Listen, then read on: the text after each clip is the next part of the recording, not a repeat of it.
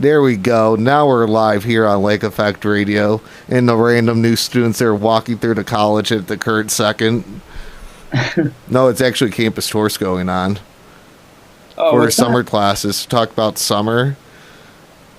Yeah. That's nice.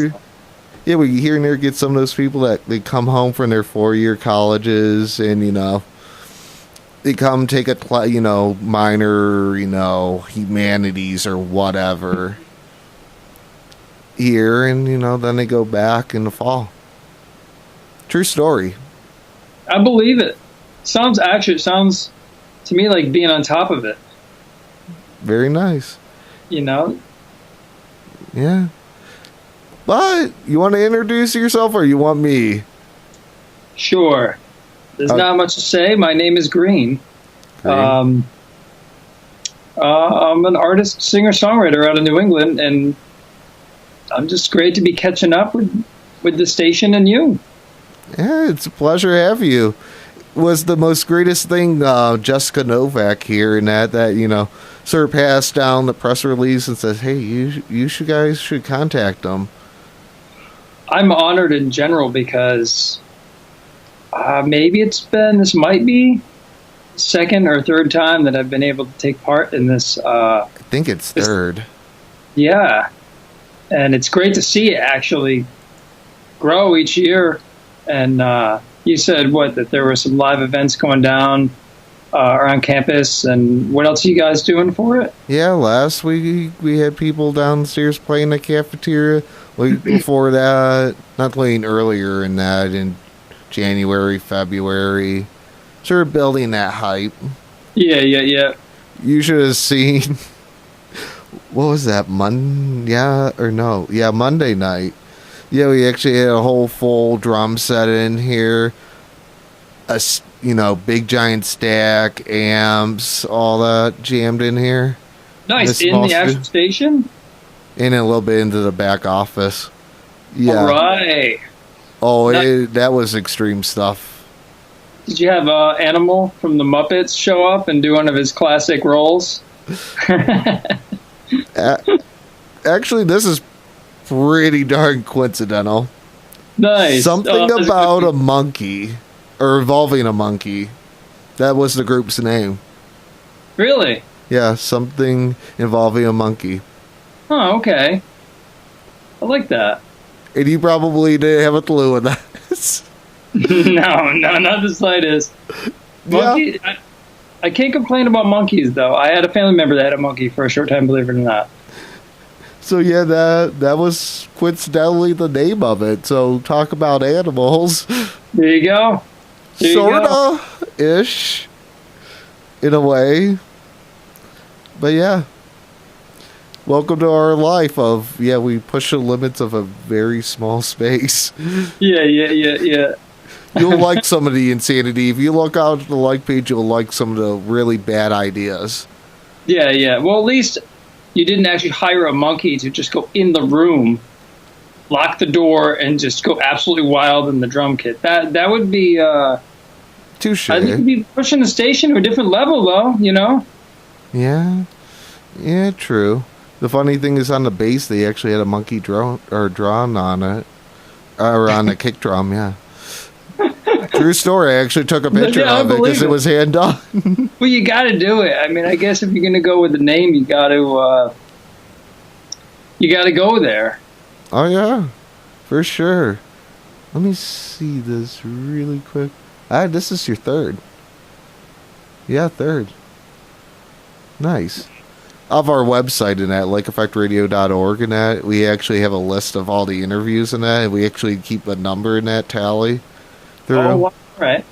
Yeah, so now it would be 3. It says 2, but technically now 3. Yeah. So I gotta say, what do you think of it? Me being here in Northeastern Ohio, you being out there in Boston, that it's amazing what we could do with technology, with radio stations and stuff. Oh, tell me about it. I mean, I have to admit, a part of me would love being out there right now and just being able to actually have a live performance in your place and being able to do that. But Yeah, it's amazing. I still kind of try to wrap myself around the fact that it's so easy now to do these things. Just remembering when there was none of this. If anything, this was almost, fictional at one point in time when I was really, really little. And now just to have this just pop right up. Fortunately, I've been to, like I said, Ohio before, so at least I have an idea of what's going on here. But it's something neat. Very true. Oh, you would especially enjoy today. You would love today out here. Oh yeah, first time in a long time that we today is say. More of a gray Seattle. There's a Seattle gray outside today. Okay. I don't know if that's your cup of tea or not. Yeah, it depends. If it's at least like maybe 50 in there, I could deal with that. All right, I could deal with that. I'm not gonna lie. All right, so it's.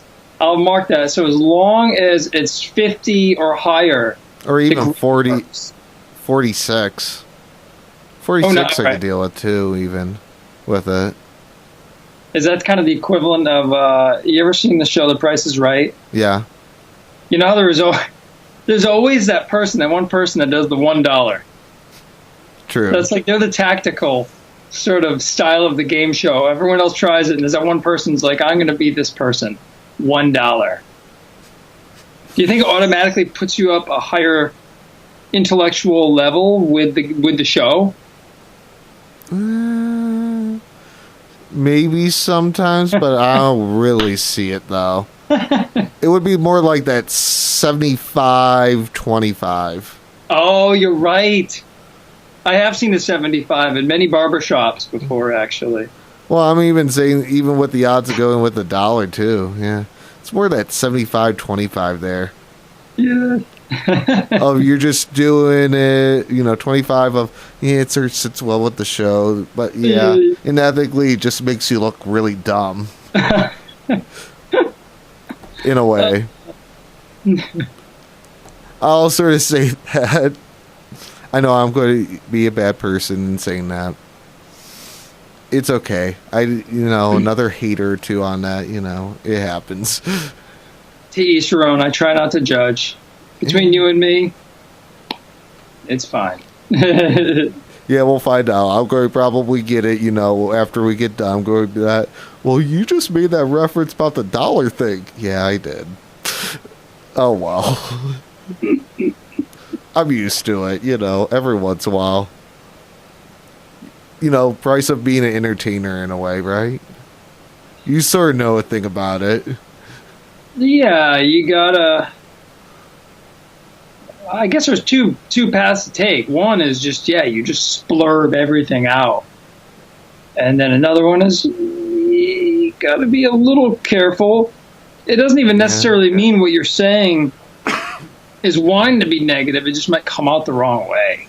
True. I mean, how many times does that happen? Even when we see stuff in the newspaper and stuff. Although I feel like that's a bit of an extreme, because I feel like some people in that world that write stories, they just take that one little snippet of what someone wasn't even saying. Mm-hmm. Or, you just let everyone know you love them dearly. Your heart is with all of them, and just keep walking. Very true. Don't worry, this year I got some really good questions and that to make you think on. Oh, come on. I don't want to think. Well, it's a Thursday. It could be worse. We could have done this on a Monday. You know what? Those people on Monday were struggling. That's a good point. Thursday's a good one. Mondays, tough day. Tough day. True. I felt bad for those people. I feel for Monday, to be honest. If you're at a party and there's the 7 days of the week, Monday is the kind of one where, like, everyone's excited. They're like, oh, someone's at the door. And all of a sudden they open it and there's Monday and they're like, oh. You're here? Hi, Monday. Great to see you. Yeah, Tuesday's in the corner and help yourself to some punch, and that's... Poor Monday. That was probably the best reference ever yet on something like that. Yeah. That's sort of ranking that top 5 there. Yep. Monday's like, what? I like it. That's dead on. Okay, I'll sort of go to one of mine. If you can either work or perform with anyone that inspires or that you idolize as an artist, who would it be? Ooh. Man, that's a good one. I'm surprised you didn't say dead or alive. That goes up a lot. Yeah. Huh. That's a tough one because I change a lot, in the regards of what I'm listening to and what I'm into. This is totally bizarre, actually, and probably a little bit off the grid, but one person I think if I at least could interact with them, just to interact with them, and see what goes on. I don't know what their personality would be like, but of all things, I think I wouldn't mind meeting Mozart once. It's kind of digging a little deep here. True, but I could see it. Because he had some very elaborate stuff.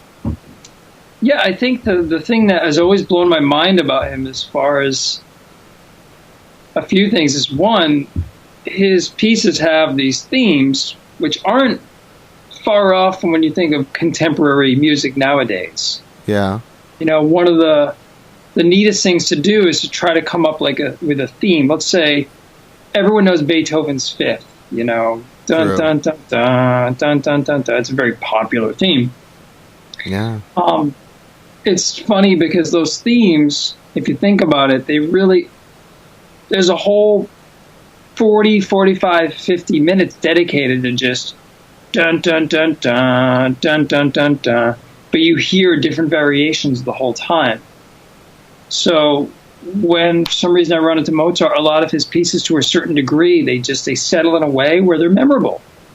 And they're memorable, what? How many hundreds of years has it been now? Yeah, it's up there.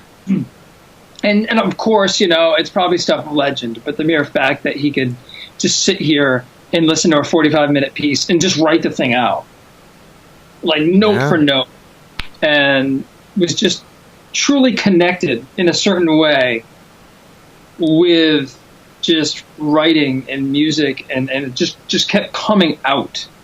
I had this sort of channel where whatever would happen, you're at a cafe, you're like, oh, you got to run, and the level of writing on such a large scale. When you're dealing with orchestration, you've got to deal with so many instruments, and it's like painting. You're dealing with all these crazy colors.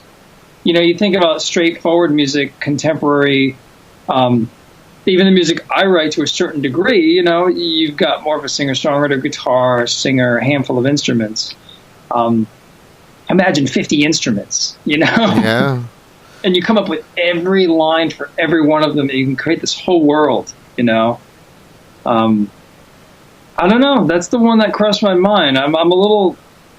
I didn't see that one coming either, but I could sort of see it, especially like in a way the depth he goes with this music, the all having all the different things, between woodwinds to piano, all down the list in that line, and that the thought of like every note and it matching up and all flowing, because if you think of it, you sort of have to do like one instrument, next one, next. Yeah. It's not like, hey, I'm going to do all of it at the same time. And I couldn't imagine, I don't pretend to know what it's like with any of those people, but I imagine to a certain degree they got so used to hearing some of that stuff.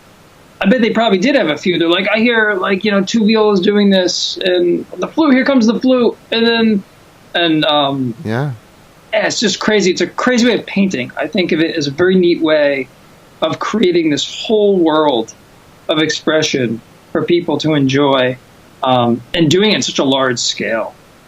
Yeah. He would probably be shocked to find out how long his music's still lived on and still going. how many, generations, the years, different musicians. You run Yeah. that deep circle. I mean, think about even Beethoven's a good example of if anyone does any type of intro to any instrument, how many times do you play Ode to Joy? I highly doubt if he thought his music would be around, especially Ode to Joy, 300 years later, I played that in middle school and high school. There you go, yeah. Yeah. And, you run into a lot of people of all different ages. They may not know who the Byrds are or Buddy Holly or different artists of a certain era, but they're like, oh, yeah, Beethoven. You ask yourself, what? Yeah. How do you skip that much? But it works. And it's a testament, I guess, to something, Yeah, true. It's here and there. You would be surprised every once in a while, different people that, sort of, with either Mozart, all the different, like, older composers, people even being able to name, all this music. It's like, really? You could name that? Because you can't name many people that, know all these different things. Like that and either didn't play music before, too. Yeah. And to make it almost more of a contemporary comparison, you think of, let's say, the Beatles, right? You go over pretty well with a lot of folks as far as just being well known. I know they had lots of influences, and I don't pretend to know them, but I know there was Elvis and so on and so forth. But I know a lot of some of their influences was more in that sort of the Rodgers Hammerstein sort of 20s, 30s styled writings, and you can see it in the chord changes and the voice leading and everything that they actually did on paper. If you look at it, you say, oh, okay, it's just not a straightforward folk song. That's 4 chords. The melody isn't straightforward. So even digging from that, and then you hear their music, you don't typically equate something from the 20s or 30s being in the same, influence of, let's say, 1968 or something in their music at the time. Very true. So it's sort of like in that 60s, it sort of was that little swift change. It's like almost like every 20 years, sort of music evolves in a touch of the style and all that. Maybe I would say maybe about every like 20. Yeah. In a way. Do you have a favorite genre or era of music yourself? I have to say sort of the middle 80s-ish, 90s. Nice. Yeah, like Jay Giles. That sort of puts, me sort of aging different things I know to Leonard Skinner. I seen them when they were out here in Blossom. Kid Rock and Leonard Skinner. That was actually a good show. So, like, I remember Will Smith with his very few hits in that in the 90s.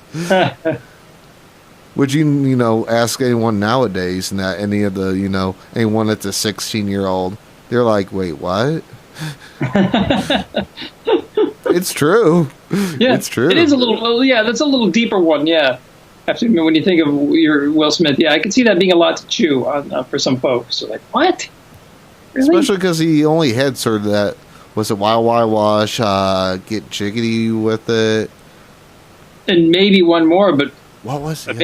Amazingly enough, they were radio airplay, bizarrely enough. I do remember that. I grew up absolutely loving and adoring a lot of like Nirvana, Pearl Jam, Soundgarden. Yeah. All that stuff. But I very much remember when that stuff was on the radio. Yeah, even Nirvana and that, we still play that here. Yeah. I've noticed that's translated over, especially a lot of the Nevermind stuff. There's such a plethora of archival stuff you can get into. with Nirvana, and even traveling through the world of my own taste with music. The Unplugged album is still an excellent album. I mean, I respect all the albums that he did, but really enjoyed the Unplugged album as far as I feel like for me, as the decades go on, I can still connect with it, Yeah. Yeah, that's like even 90s and that. I sort of grew a little bit up even like Nirvana. Mm-hmm. Yeah. And that was my cousin that was her thing, but her sort of listening and sort of it's like, okay, this, yeah. I just sort of dig it, yeah.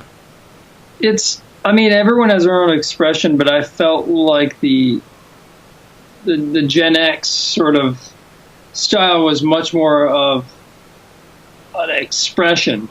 Mm-hmm. So even, especially when I think of somebody like Kurt as an artist, who else could say so much with just one big retch? That's all we do. Like, yeah. And but it really was speaking about how things felt, and a lot of people could latch onto that. And enough. I mean, I moved out to Seattle. My two favorite music periods were influential, the late '60s and the late '80s, early '90s. And ironically, I moved to San Francisco and I moved to Seattle. I had to do it. I had to check out the areas to see if there was any residue left from the days of yore. I gotcha. Yeah, I was going to ask you that. Yeah, you remember Free? Sort of that like 60s, 70 in there? I'm trying to remember the song, but I definitely remember the. I only know one song, but there's one song by them I remember, but I can't remember the name of it. All Right Now? Yeah. All right, yeah. All right now. Oh, yeah. You can't go wrong. I got really into the 60s, too. Like, I dig really deep and try to find these psychedelic heavy rock bands, experimental bands,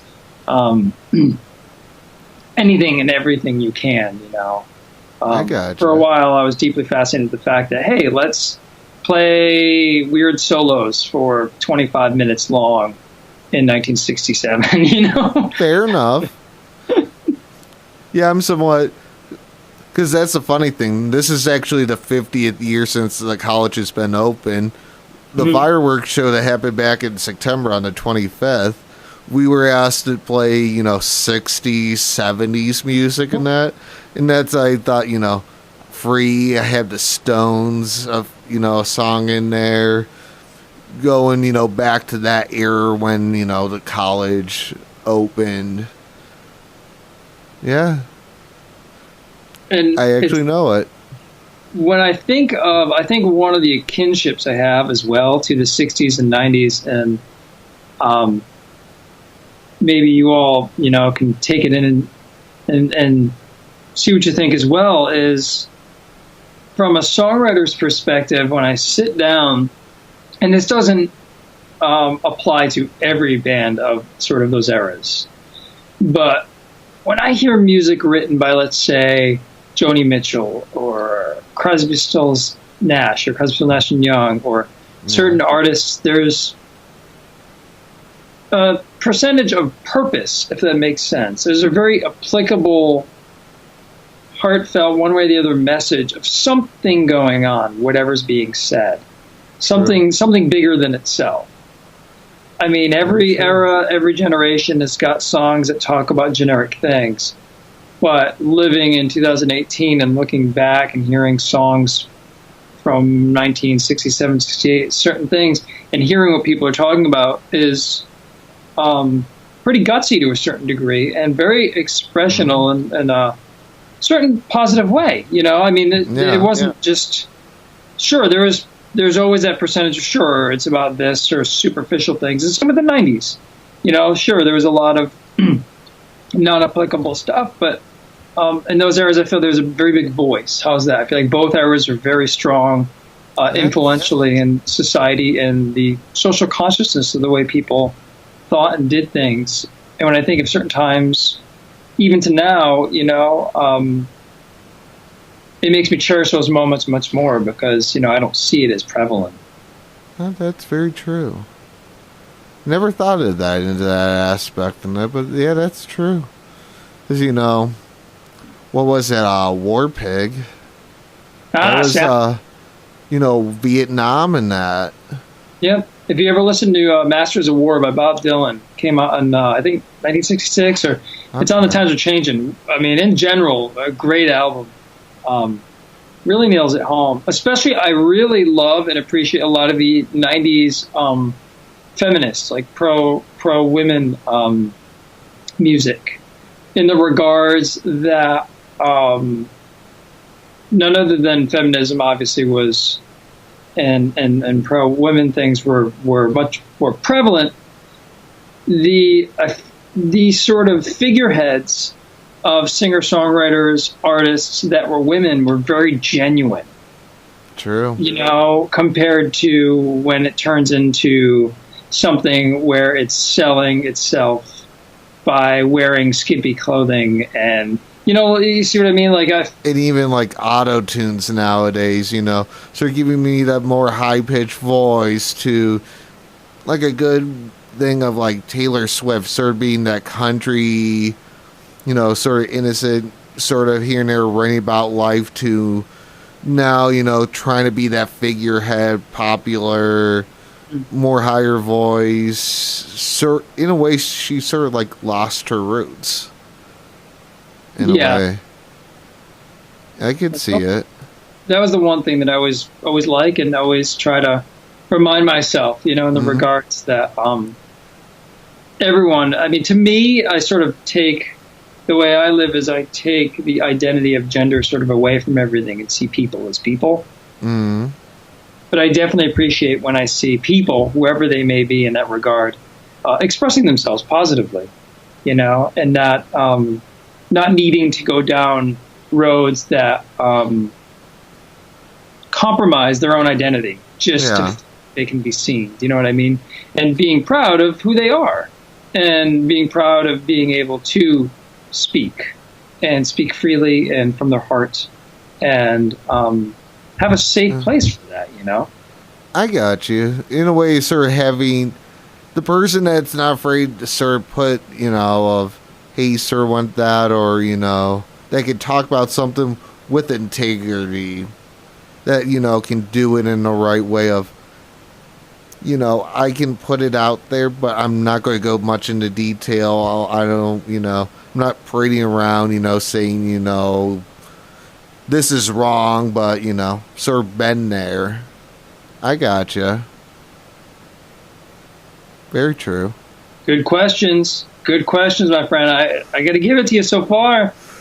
I know. Deep in thought stuff, man. I'm not going to dare ask you where you came up with the questions. I'll leave that for yourself, but got to give it to you.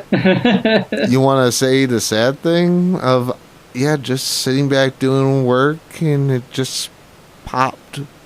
Didn't do the Google search or anything in that. No, it's like, oh, this. That's where those cherish those moments, as I always try to, at least. It's probably out there if you Google it, but no, I didn't Google it. It's still nice though. I love when that just inspiration just hits. Very true. Very true. If you had one venue, whether it's, where you're at, whether it's the United States or let's say abroad, that you would like to play at? At this point, actually, I think one of the sort of places I feel like I'd enjoy playing at is actually the Newport Folk Festival. Can't give it an exact, pinpoint reason why, but possibly maybe just because of its history, its impact. Probably a little atmosphere, I could probably say. You're sort of digging. Definitely a folk venue to a certain regard. It has a safe place for people to listen. When you go down certain roads, you discover where you fit just by seeing where you don't. And at least when I realized, okay, I fit in an environment that straddles the folk pop sort of environment of things, where I love, adore, and am passionate about writing songs that have a popular style, chorus, verse, strong message, trying to connect from the heart. And at the same time, though, still kind of having that rootsy sort of passion of sort of just really feeling akin in my soul to just that rootsy sound, you know? I feel like that would probably be a very enjoyable time, you know, to play something like that and just be able to take it in and to share with everyone there. At the same time, you know, every place that I play has its expected and unexpected allure. It's funny, you know, you walk in and there's some things you can expect, and there's some moments, whether it's a mural, whether it's someone you run into, the unexpected. It's funny, sometimes those things stick in your mind decades later, you know. I'll never forget, I saw something like a 50-foot Paul Bunyan statue somewhere in Minnesota. Yeah, that one leaves that sort of, you know, thing of, yeah, you can go and just, you know, drive past that one day. No, yeah, I saw this weird head about, you know, 25 miles away. I'm like, what in the world is that? In a town of about 500 people, the kind of town where literally you park to go to the convenience store and everyone looks at you like, you know. Fair enough. What, you know? And it really rattled me for a bit because it said it was the birthplace of Paul Bunyan. So I was all shaken. I'm like, wait, I thought all these years he wasn't real. You know, so I'm all like, oh man, but I'm not going to dub the internet with being the true source, but apparently the internet said he was not real, and that it was, you know, built in some time, and there's something like 3 to 5 Paul Bunyan statues in the country.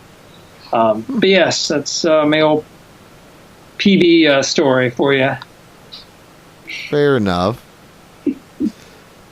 Don't worry, I sort of have one that sort of, you know, so everyone sort of has to take a second necessarily and sort of thinking of this of, you made it to being a major act. You could have anyone open for you, whether it's, you know, a mainstream person that sort of fell out of grace, or however you want to play it. Who would you have open for you? I know that's always is that one thing that's like, wait, no, that's the opposite way around. I know. Yeah, usually who would you rather play with in that regard? Wow. I don't know. I know, I put the elephant in the room. That one was a good one. As crazy as it is, it's a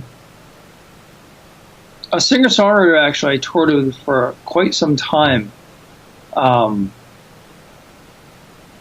And I think I would love if she opened for me. Not a major marquee, legendary VH1 behind the music sort of scene. Her name is Magdalene Sue Lee, and she spent many years, and we spent many years traveling together, kind of mingling shows at times, and I was grateful to be a part of a lot of her. She did a lot of events for LGBTQ events, which I've always felt very akin to, in the regards that, in my heart, you know, I believe that every human being inherently is different, and that's very special. And everybody, including myself, has been ostracized in one way or another for being yourself. And to sort of digging deep and finding the compassion and the strength, you know, to just keep staying in integrity with yourself, you know, in a world that sometimes wants candy cutter images. A lot of women's center things, which I've always been akin to as well, because I grew up surrounded by mostly my mother and grandmother, who are very, very outspoken, Northeast, East Coast, Irish-styled women. And what I mean by that is, they let you know what's on their mind. So it made me very used to people, and especially women that speak their mind, and I respect people that speak their mind, and I'm not afraid of it. Obviously, you want someone to speak their mind in a polite, wholehearted way. You don't want someone to just laugh. So yeah, anyways, long story short, I would actually, it would be great. I would love to have the opportunity to, because we've also played with each other as well, to do that, and then also have her open and keep it sort of in the family sort of thing. But yeah, I gotcha in that, not sort of having that filter, but yeah, if it's a problem, they go out and say, yeah, no, that's not a bright idea. You shouldn't do that. I gotcha. But yeah, that's something I didn't know, and that's like me in that. I only had my mother growing up in that small world. Yeah, actually it is. Maybe you can attest. I mean, to a certain degree, everything happens for a reason, but I at least am grateful in the regards that, to me, it took me away from sort of the old school dude pack, if that makes sense, kind of in quotations terms. Yeah. So it helped me to very easily not fall into that weak category of objectifying human beings. And just, I saw them do things that, would be categorized by some people as not doing things in their quote-unquote role that they're supposed to do. I don't know about your family, but I mean, my grandmother, she literally welded submarines during the war and stuff, and was, in the working world. And it's fascinating to hear her stories. I've talked to her about it when she remembers how things changed. And she said that after working, she would go in the train in Boston, and she noticed, this is at least what she told me, that men stopped getting up for ladies, whereas prior to them getting having an opportunity to finally go out into the workforce and be free to do so, men would typically get up and sacrifice their seat. And she remembers sitting there or not sitting there, standing there, and being like, huh, and noticing that. And I don't know I can only imagine the sort of wealth that you sort of took in from that. But it's amazing when years pass and the answers come to you and you understand why certain things happen to you. Yeah, that's like my grandmother. She was sort of in school and that during the war and that, but she worked in a factory, Rubbermaid factory, hotels, industry net, cleaning, rooms, all that. So, like my mother and her, because I actually have an older uncle, middle uncle, my mother. Mm-hmm. She was sort of that last one. My oldest uncle, he was at Vietnam and that, served on a submarine.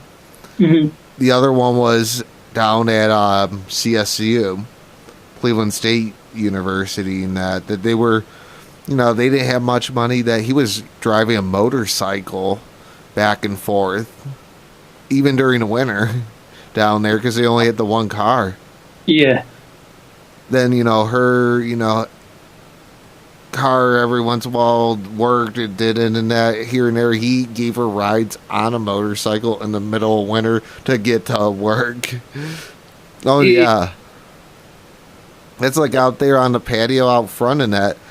They drilled out 2 holes, ran bolts down with a big just cast iron, like, has a plate at the bottom, like the hook in that, like big giant circle in that to chain the motorcycle to the front, patio and that, so it didn't, randomly go disappear in the night. Yeah. And that's still there to this day. Nice. Yeah, that's like 40 years? Almost gonna be 40 years? Yeah, that hook still remains out there. That's cool. But yeah. It's funny, something so little, like when you get the truth of it. Oh, that's even at home. We have a truck cylinder head my grandmother, they were going to get rid of, brought it home for my uncle because he was sort of into cars and all that. We still have that at home. Painted it with, what's it, that Rust-Oleum, that crackly, paint that they have, like the hammer look in that. Yeah, 2 years ago. Yeah, we still got that laying around. Ah, nice. Yeah, that's that's like when it was just my mother and her, and that, like, during sort of 70s and that, they didn't have much money because that was after the divorce of my grandfather. They, put up sheets in the house to keep the heat in one room. Yep. I don't pretend to know what it's like in the 70s and so on and so forth, but especially even when I run into stories about hearing about even voting protests, from the turn of the century till now, times have changed and still not that far removed. I mean, I would say in less than probably a century, things have really come a long way. That's true. Even still yet, we're somewhat even evolving. Oh, yeah. We have a lot of evolving to do. Yeah, that's true. I don't know why humans can't let other humans just be, but that's a deep question with probably a huge, deep opinion. I wouldn't say to me, I wouldn't know if there's an answer or not, but I'm sure there'd be a lot of opinions. It's just small answers, and eventually it's like, well, why are we having this disagreement? Okay. Well, you do whatever. I'm fine with it. Yeah, you do whatever. Okay. Then, just goes to the next thing in line. Then it's the next thing. It's almost like that constant, upstairs climb. Yeah. Oh, yeah. Very valid. I like this. This is really getting deep in here. I definitely try my best at it. I gotta give it to you. So, I'll sort of go, what got you into the whole singer-songwriter path? Saying, hey, I sort of want to go and do this myself. Yeah, that's true. It is definitely, you do find yourself a lot on your own.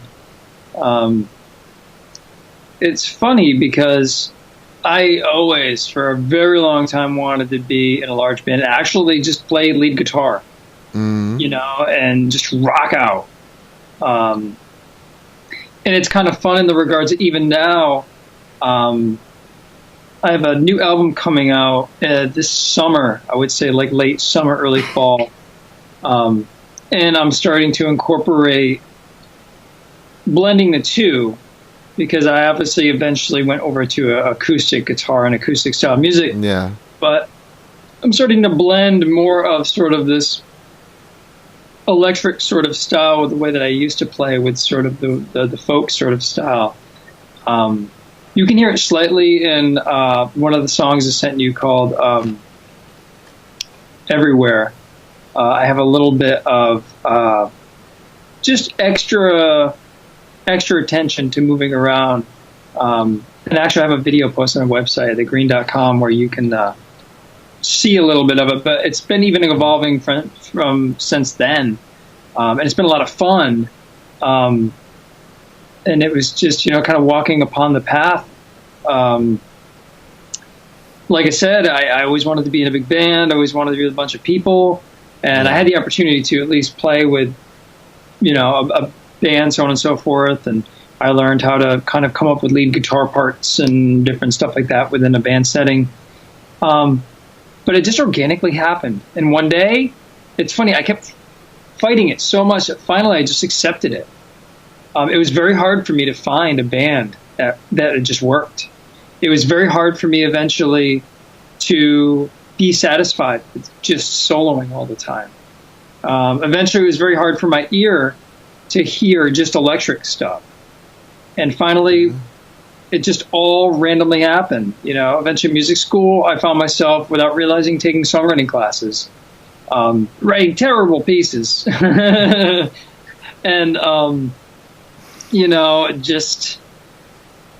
it was just ironic. I started to feel more of a freedom of being able to create by actually creating the whole composition and piece itself.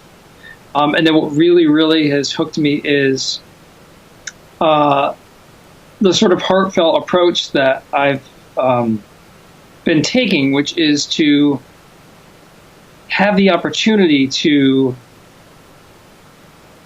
provide an expression of emotion from my heart to others so that they can tap into their own. And it's a very deep purpose I carry with me, and I'm very grateful to be able to do that as an artist, to have an opportunity to hopefully touch people's lives in a positive way, engendering way. And that just kind of led to being able to write lyrics and being able to dive even deeper to areas for myself. And then finally one day, although I still do play electric guitar and so on and so forth, I just kept looking for an instrument that had this sound that I could hear, but I didn't know what it was coming from. And I just accepted it when I picked up an acoustic guitar, and it just worked. And then, of course, I started to fall in love with bluegrass music first. That first got it because you can rip if you want, as far as an instrumentalist in bluegrass, on an acoustic instrument. And one thing led to another, and then a passion of running into old traditional music and the sort of voice tradition, the sort of lyrical tradition of that and the history tradition of that. But yeah, it's funny. It just found me, and now I'm just grateful because I feel like it just gives me a wonderful opportunity of a way that I can at least connect. True. I could see that. Yeah.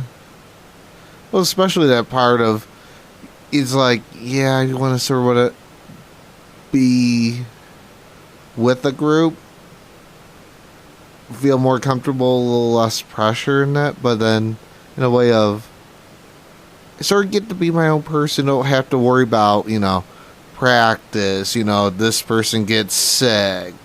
Yeah, it's a relationship. It's like finding another partner in life. It's like finding another 3 to 5 partners in life.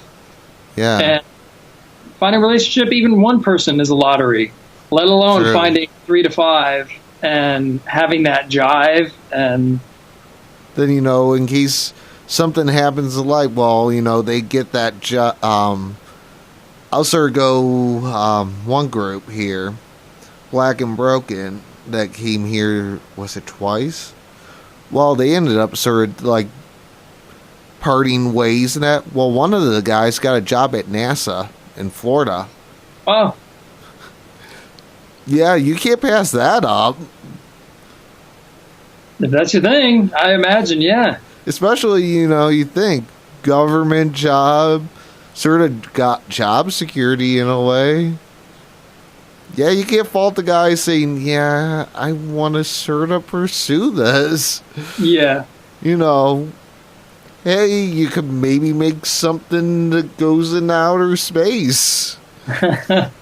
So, yeah, it's a lot of juggling, and same. I had no idea I would end up writing songs, but now I'm just so grateful. And I just think that happens in life. You walk upon this path, and even when you feel like you're real lost, you're just taking things in.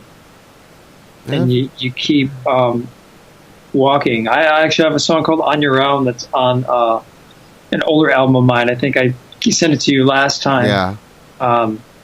And that was sort of about taking in the fact that you're sort of on this horizon of a highway, and you're not really sure where you're going, but you're going somewhere, Yeah,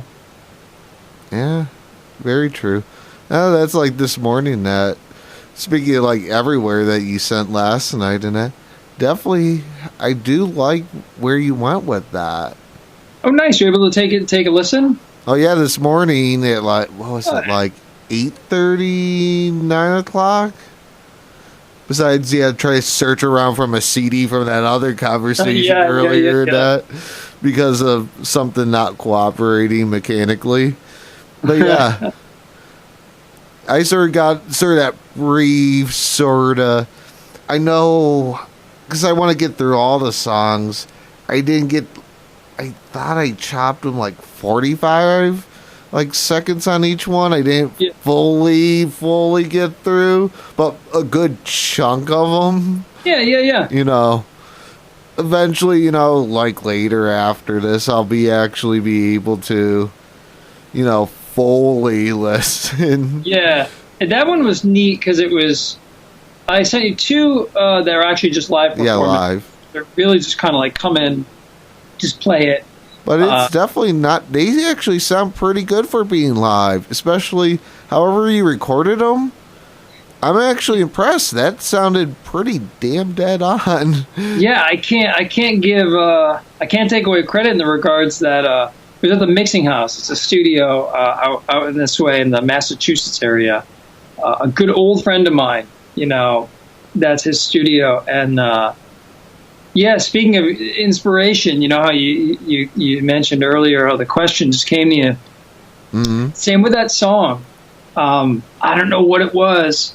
You know, it's just one of those moments where, you know, if you've ever had a moment of some sort of loss, you know, some sort of strong loss, whatever that might be, you take it in and parts of it will always be there. And if you've ever had that, I sat down and I had, it was inspired basically off of a family member's hidden pain about a loss that they experienced within their family, a very important family member they had. I don't know what happened, but I just sat down. And it just came to you. I wrote it, and I wrote it with the intention of not for anyone but everybody else. And my indicator is if I'm done and I semi-break down, then it's a good place to come from. So I broke down after it.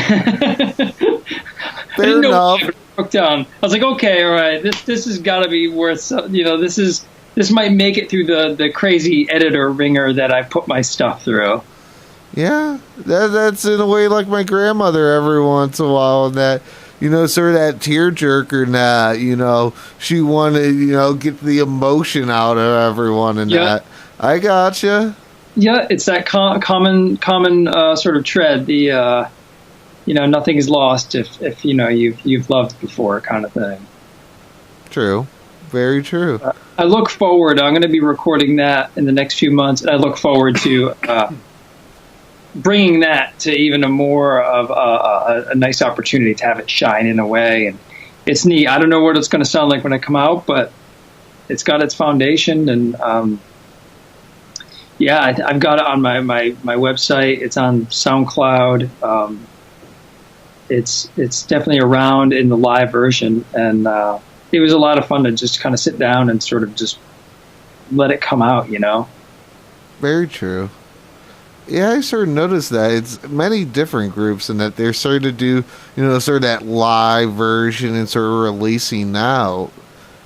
It's sort of becoming like that new trend, like everyone, you know, before and that, you know, well, I got to have this master. Well, it's almost whatever, and that, but I'm going to go have it remastered, or I'm going to, you know, it's still that final touches and that needed. Yeah.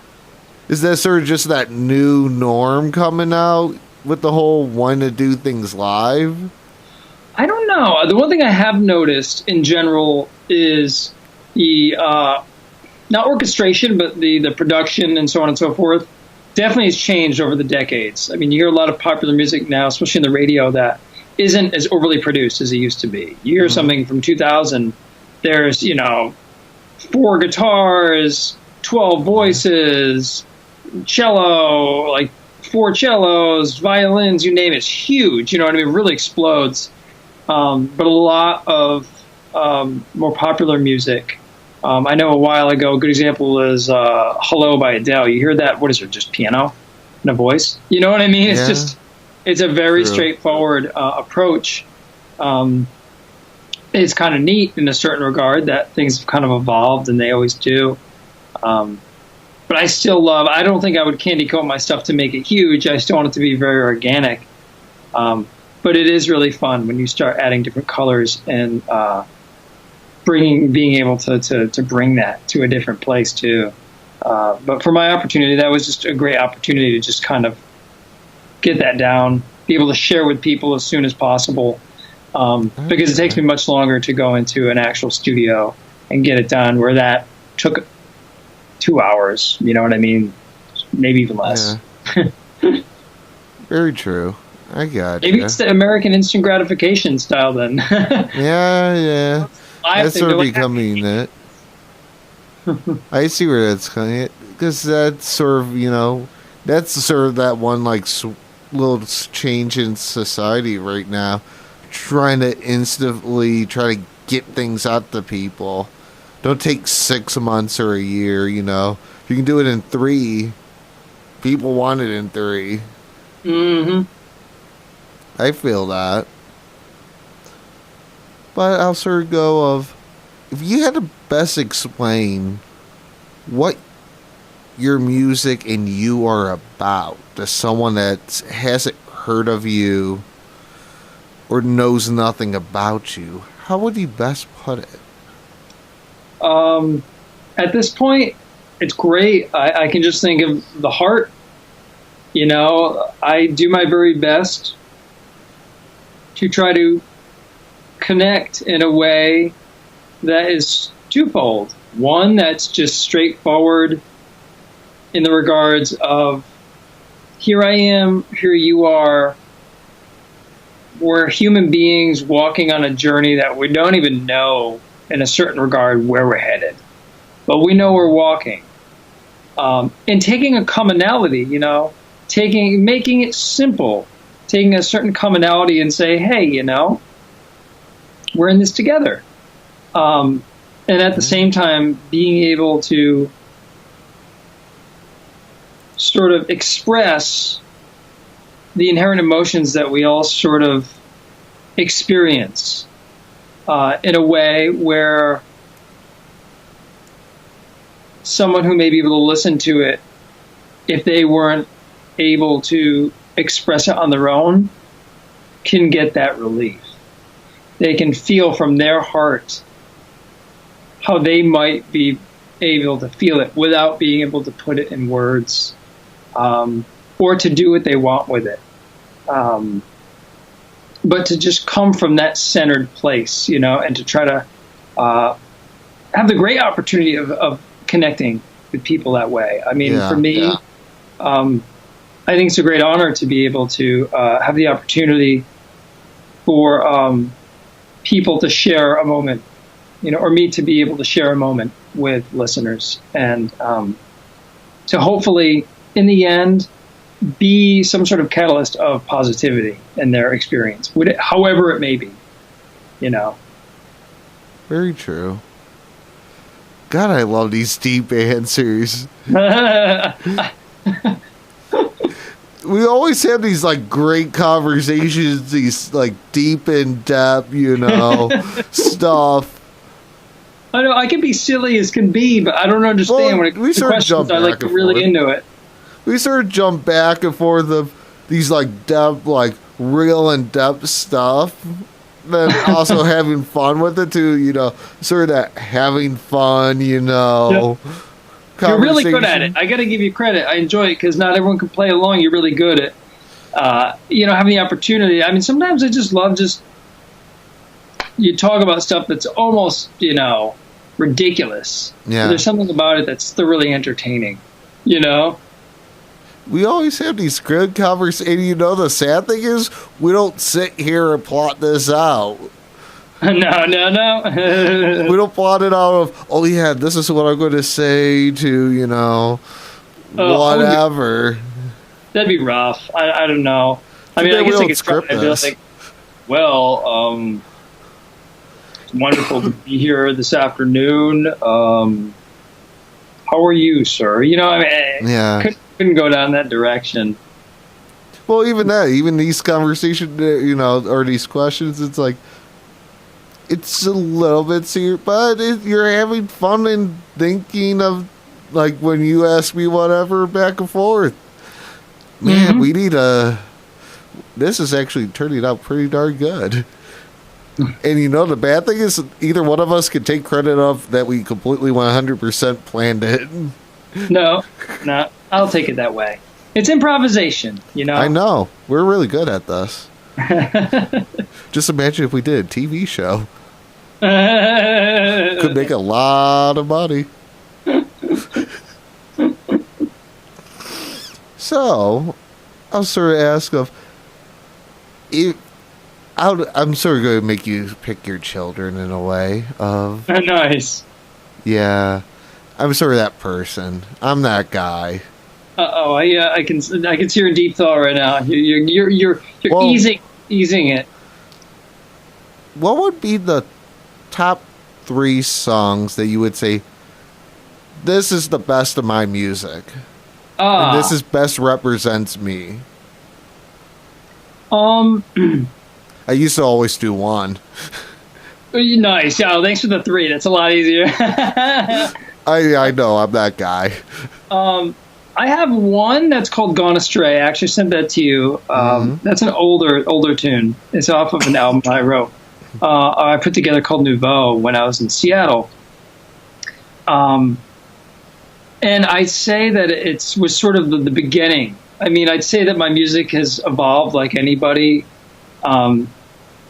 And it isn't, and it never will be the way it was then. That's a few years old. It'll always evolve. But the premise or the heartfelt place is the same. It's coming from a caring place. I always called it my life preserver song. Whenever I play it live, you know, I have to let people know that it's sort of a preserver that if you're lost sort of in the sea of life, you can take it and it at least will hold you above. I originally wrote it was inspired by a bunch of pain that a community was in after dealing with some just traumatic events. And I was just so drawn and touched by everyone's compassion for what was going on. And I just wrote it, Gone Astray, and it's this piece that tries its very best to take something that could be difficult, could be dark, and it does its very best to shine some sort of light on it.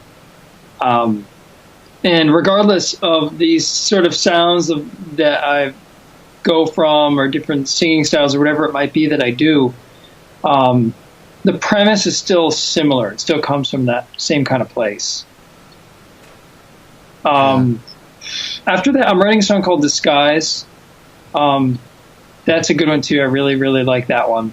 That one is in the regards of being held at arm's distance or holding someone at arm's distance, not even because you want to, but because of where you're at.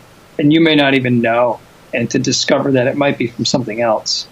Sort of in that way of you're afraid to let someone completely be that attached.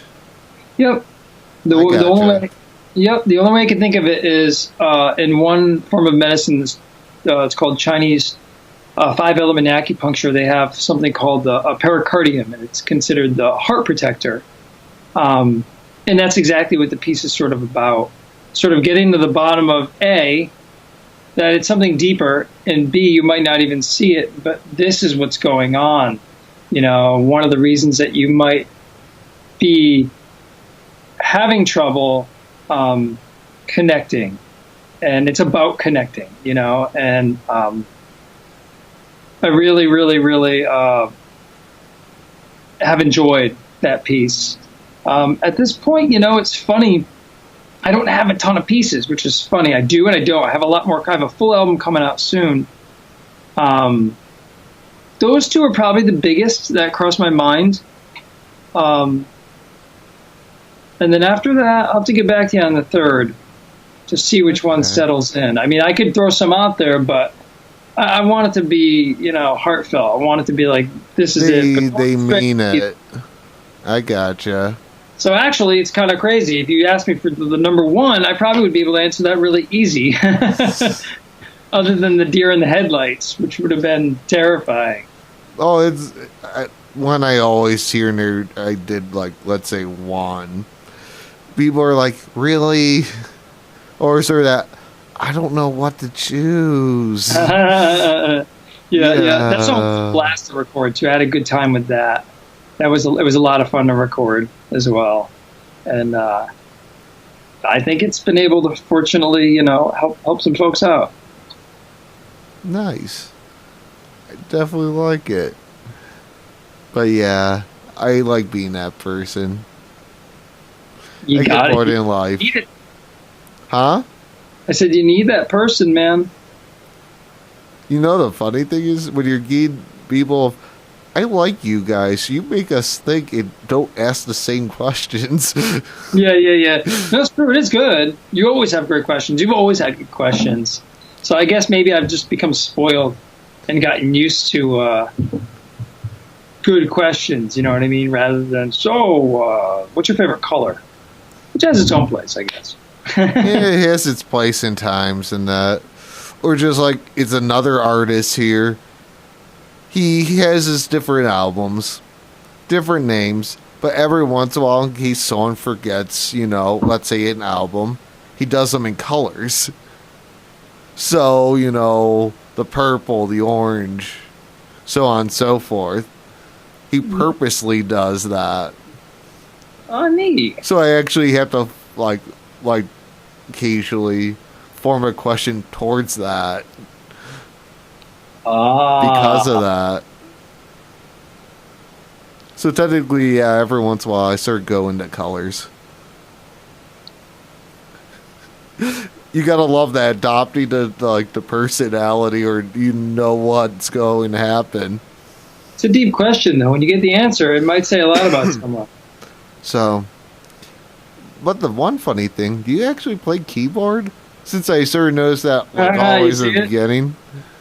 I have, bizarrely enough, I started with piano, which is weird. I was a little kid, and I think that's why I mentioned Mozart earlier. Is I grew up first hearing classical music and absolutely adoring composers. So I'd sit at a piano and try to write pieces and all that hubbub. Then I learned guitar because rock music came out in the 90s, so I wanted to learn that. And it's funny, I do know how to play a keyboard, yeah, and I've gone back as a songwriter, and it's a wonderful songwriting tool. And as a vocalist, it's a wonderful practicing tool. But I play banjo as well. That's been an interesting experience. I'm not able to put all my eggs in the baskets of the side instruments I play. I would say piano is meant for songwriting. Voice and guitar are the instruments that I spend my most time with. But yeah, keyboards, banjo has been fun. There's a song called Flower that I wrote that was beginning of my banjo playing. You can just vaguely hear it in the background of the second verse. I actually have that one. Nice, yeah. And then I don't know if I've ever sent you the song called Charlottesville that I wrote a while ago now. And that was a pretty thorough banjo part, actually. I've never done. Yeah, I don't have that one.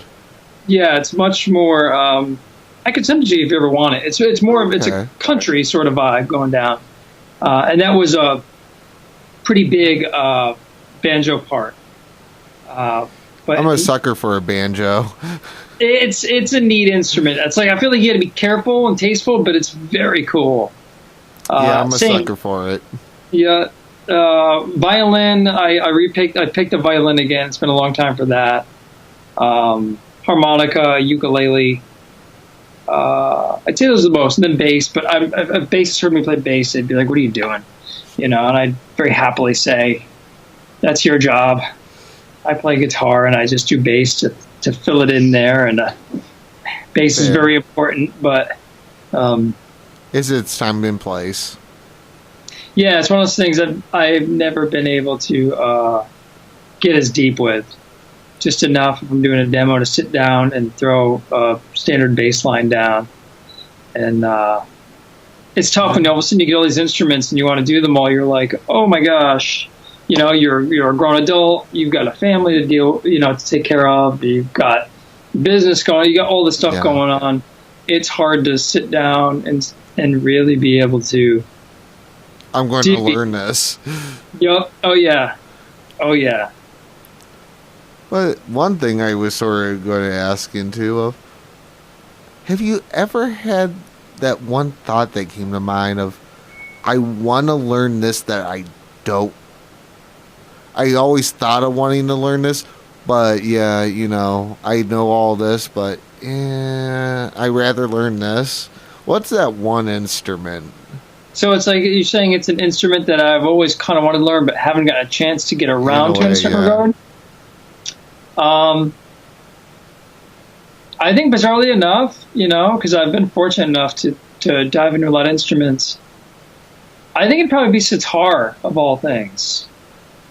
I remember a long time ago, I ran into Ravi Shankar and sort of traditional Indian music.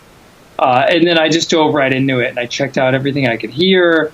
I was obsessed with hearing. I mean, I loved how their rhythmic patterns are different. The tonal microtones, they have different tones. It was such a cool instrument. It really, really sucked me in because of its drone-like quality and its amazingness. But never had an opportunity, to get one. And up to this point have never. And I mean, I don't know, maybe one day I'll get an opportunity, but up to this point, it doesn't seem like something that I'm going to be learning tomorrow. Maybe, that retirement age, after that fact, might get bored enough to say, okay, now it's that time and place. Yeah.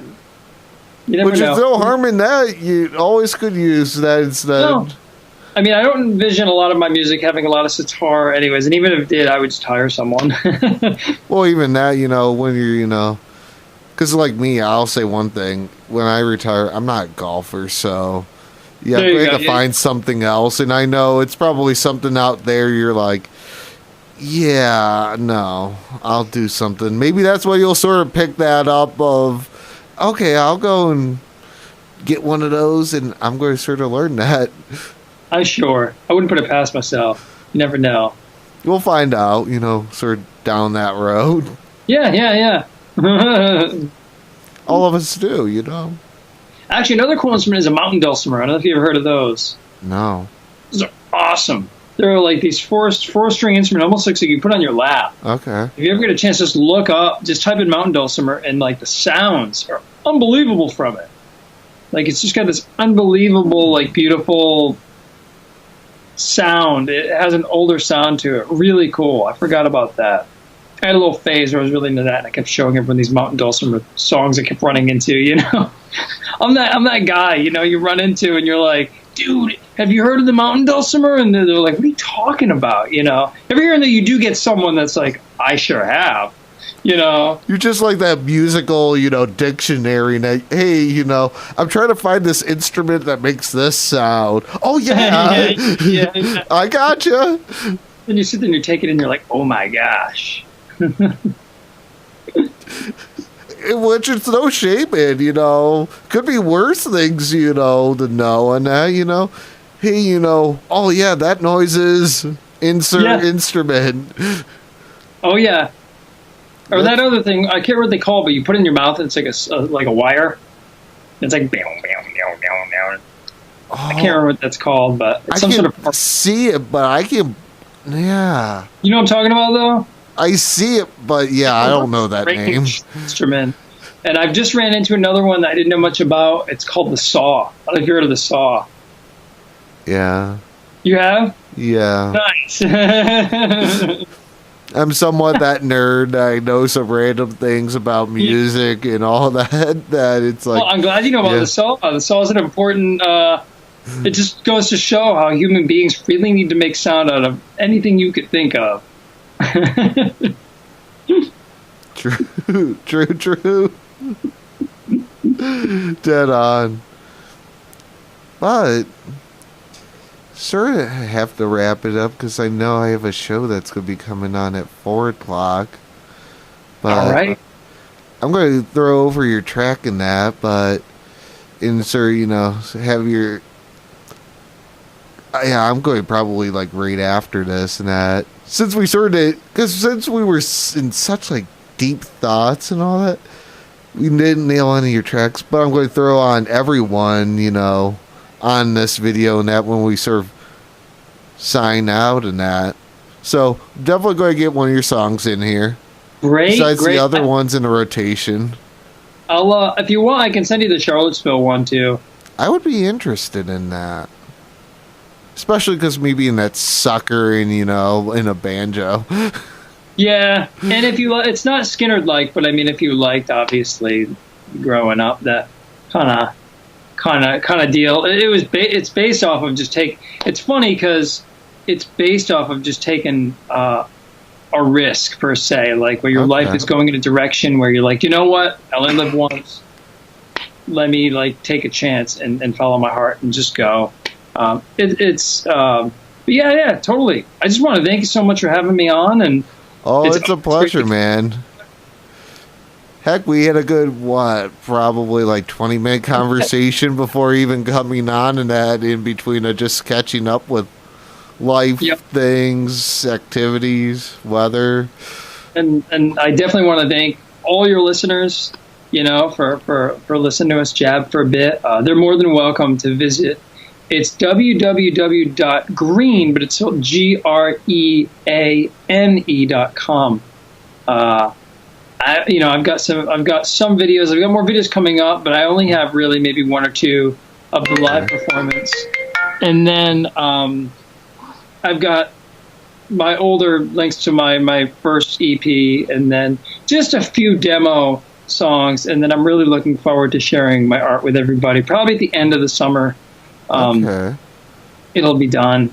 And I'll take that. Yeah. Everyone.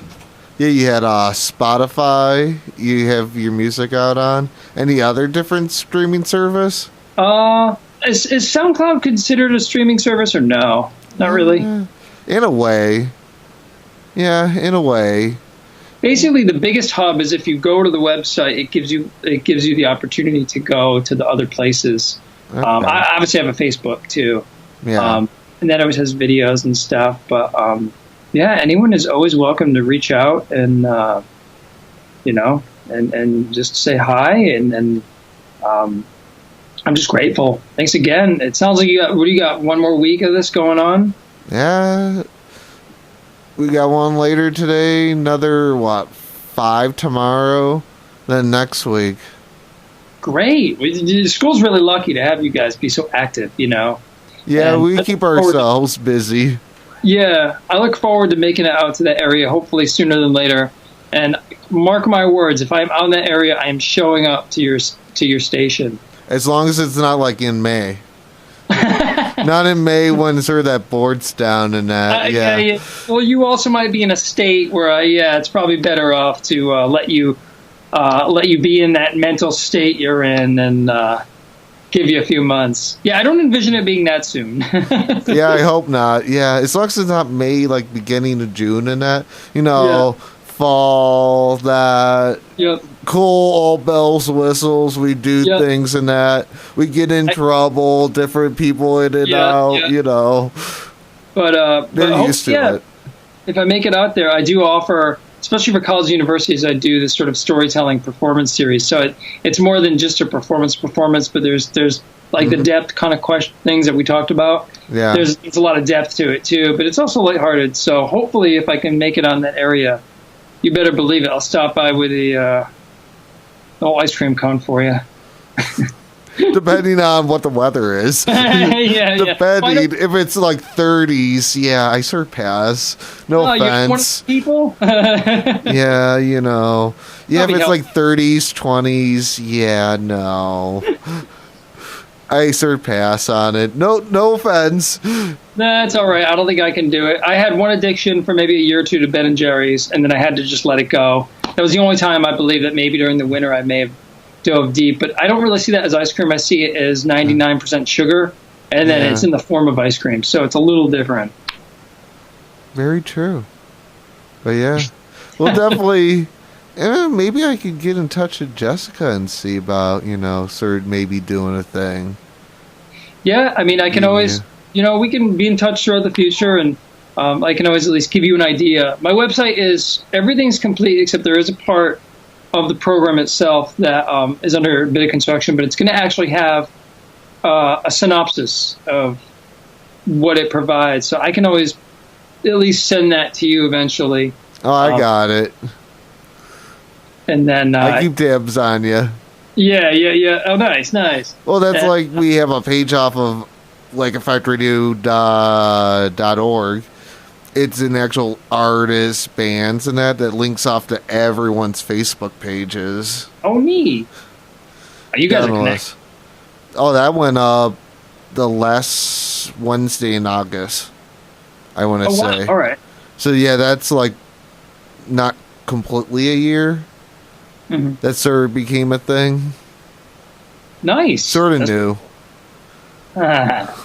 So, yeah. All right, my friend. I should probably let you go. I don't want you to go over. Yeah, I got you in that. It's definitely been a pleasure, man. Hey, it's nice to see you. And now that I've seen you, I know the good weather's on its way. True. Likewise. I know it is. Hey, it's been a pleasure, man. It's been definitely. I'll make sure to send some of this like high 60s that way over to the east. You rock. It is a little sunnier now, so I got to give you credit. Thanks, man. I'll just go get that industrial blower out. We'll work on that. All right. Hey, I'll catch up with you soon. I'll send you an email when I get a shot. And all my best to you, to your family, and to the school and the community. And all my love. You definitely guys likewise. All right. Yep. Until next time. Take it easy. Take care. You too. Bye. And we're going to go jump over to everywhere so everyone can take a listen. It's a local music spotlight on Lake Effect Radio. Arian Greane, everywhere, live at the Mixing House. When I fall or I've broken down, and the answer I've been looking for is lost, not to be found, I wanna run until you. Then the sun opens the clouds with a ray of golden sunlight. I know you're around somewhere, neither here nor there. And just because I can't see you doesn't mean you're not around. And chasing shadows on the wall, vanishing thin air. No longer I'm alone, with or without a telephone. 'Cause I know you'll be there. You'll be everywhere. You left a light on that night. Year after year I was not home, but you left that light on. Coming home, I'm a coming home.